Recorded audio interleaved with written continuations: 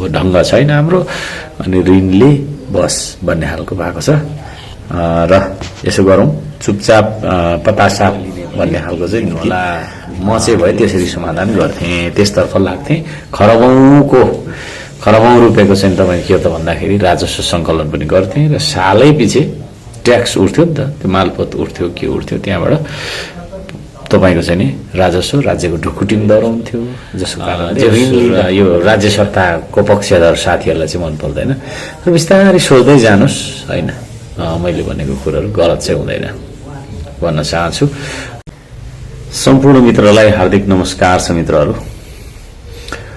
मित्रहरू, यो हाम्रो देशमा अहिले सुकुम्बासी समस्या, ऐलानीमा बस्ने अव्यवस्थित बसोबासीहरूको समस्या, के गर्ने कसो गर्ने, डोजरले भत्काएर फाल्ने कि के गर्ने भन्ने बारेमा ठुलो लफडा देखा परिरहेको छ। जसको कारणले गर्दाखेरि अहिले हाम्रो कुनै पनि होइन, हाम्रो चाहिँ नि समितिहरूको बैठक पनि भइरहेको छैन, सदनको बैठक पनि भएको छैन, यावत समस्याहरू आइरहेको छ। अब यो समस्यालाई कसरी समाधान गर्ने त? समस्या त आयो, त्यसलाई चाहिँ नि होइन पुलिस लगाएर, सेना लगाएर, बन्दुक लट्ठी र बुट देखाएर, मान्छेलाई कुटेर तह लगाएर, थुनेर मुद्दा चलाएर समाधान गर्ने हो कि अरू नै यसको चाहिँ नि केही छ त पाटो भनेर यदि कोही कसैले सोध्न यदि चाहन्छ भने, अब मेरो भिजन अनुसार हेर्ने हो भने चाहिँ यसलाई कसरी हामीले समाधान गर्न सकिन्छ त भन्दा, जे जति ऐलानीमा बसे, अब त्यो अहिले बस्या होइनन् होइन, थोरै 20 वर्ष 15 वर्ष पहिला अगाडि बसेका छन् पहिलादेखि। त्यस्ता मान्छेहरूलाई जहाँ चाहिँ उनीहरूले अब त्यो सरकारी जग्गा हो, त्यो जग्गालाई उहिले विभिन्न दलालहरूले पनि बेचे होला, के भयो होला, त्यो तालेर पत्र बेचिँदै पनि आयो होला सायद। र त्यसरी चाहिँ नि आएको जग्गामा उनीहरूले अहिले घर बनाएर बसिरहेछन्, भोग चलन गरिरहेछन् धेरै वर्ष पहिलादेखि। फेरि थोरै छैन, 1-2वटा छैन होइन, लाखौँ लाख जनताले त्यो खालको चाहिँ नि गरिरहेको अवस्था छ देशैभरि हेर्दाखेरि। त्यसरी लाखौँ जनताको घर भत्काइदिँदाखेरि खरबौँको क्षति हुने, थुप्रै तपाईँको चाहिँ नि के अरे होइन समस्याहरू झेल्नुपर्ने, देशमा चाहिँ नि गरिबी बढ्ने, गरिबहरूको सङ्ख्या बढ्ने। अब जीवनभरको कमाइ लगाएर एउटा घर बनाएको हुन्छ, त्यो घर भत्काइदिएपछि त्यो मान्छे त गरिब हुने भयो। त्यसो भएको कारणले गर्दाखेरि एउटा उपाय के छ त यो समाधान गर्ने भन्दाखेरि चाहिँ, त्यसरी बसेका मान्छेहरूलाई चाहिँ जति जग्गा ओगटेर बसेको त्यति जग्गा बराबरको, त्यति क्षेत्रफल बराबरको जग्गा चाहिँ सरकारले होइन सरकारी रेटमा त्यो जग्गा भोग गरेर जुन तपाईँको चाहिँ नि घर बनाएर बसेको छ त्यो मान्छेलाई सरकारले बेच्नुपर्छ, सरकारले धनी पूर्जा निकालेर दिनुपर्छ। त्यसो गरिसकेपछि चाहिँ के हुन्छ भन्दाखेरि त्यो मान्छेको होइन 20औं वर्ष 30औं वर्षको कमाइ पनि जोगियो र त्यो मान्छे त्यो जग्गाको धनी पनि भयो। उसले धनी पूर्जा पाइसकेपछि उसले सालैपछि मालपोत पनि बुझाउँछ होइन, र घर पनि तपाईँको चाहिँ नि घरधुरी कर उसले तिर्छ।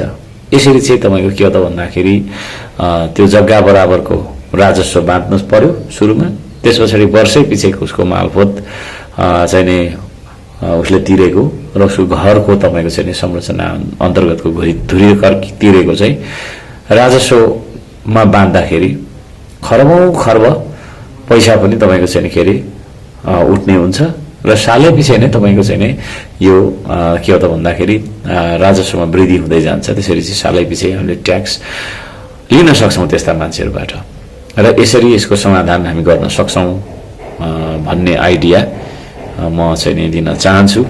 यदि सरकारले लिन चाह्यो भने यो आइडिया गर्दाखेरि राम्रो हुन्छ, होइन भनेदेखि तपाईँको त्यो होइन त्यो लाखौँ लाख जनतासँग जुधेर त्यस्तो गरेर यस्तो गरेर त्यो काम छैन।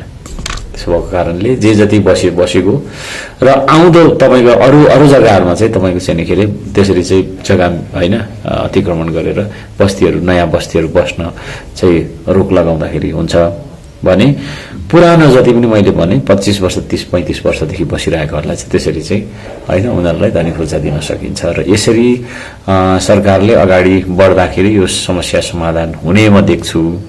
अन्यथा त्यही हो, पुलिस देखाउनु पर्ने, झगडा गर्नुपर्ने, भत्काउनु पर्ने, रुँदै बस्नुपर्ने, आन्दोलन गर्दै बस्नुपर्ने, आन्दोलनमा कुटाइ खाइराख्नु पर्ने होइन, ढुङ्गा हानाहान गरिराख्नु पर्ने। अनि यस्तो दंगा फसादमा अशान्तिमा मुलुक जहिले पनि फसिरहन्छ यो विषयलाई लिएर। म यो भन्न चाहन्छु, यहाँहरूलाई कस्तो लाग्छ? अब मेरो कुरा सुरुमा चाहिँ मन पर्दैन तपाईहरुलाई, मलाई थाहा छ धेरै जसोलाई, जस यो राज्य सत्ताको पक्षधर साथीहरूलाई चाहिँ मन पर्दैन। र बिस्तारै सोच्दै जानुस् हैन, मैले भनेको कुराहरू गलत चाहिँ हुँदैन भन्न चाहन्छु। र यो आइडिया लिने भने लिनु होला। म चाहिँ भए त्यसरी समाधान गर्थेँ, त्यसतर्फ लाग्थेँ। खरबौं रुपियाँको चाहिँ तपाईँ के त भन्दाखेरि राजस्व सङ्कलन पनि गर्थेँ र सालै पछि ट्याक्स उठ्थ्यो नि त, त्यो मालपोत उठ्थ्यो के उठ्थ्यो, त्यहाँबाट तपाईको चाहिँ नि राजस्व राज्यको ढुकुटी पनि डराउँथ्यो, जसको कारणले ऋण लिइराख्नु पर्ने थिएन।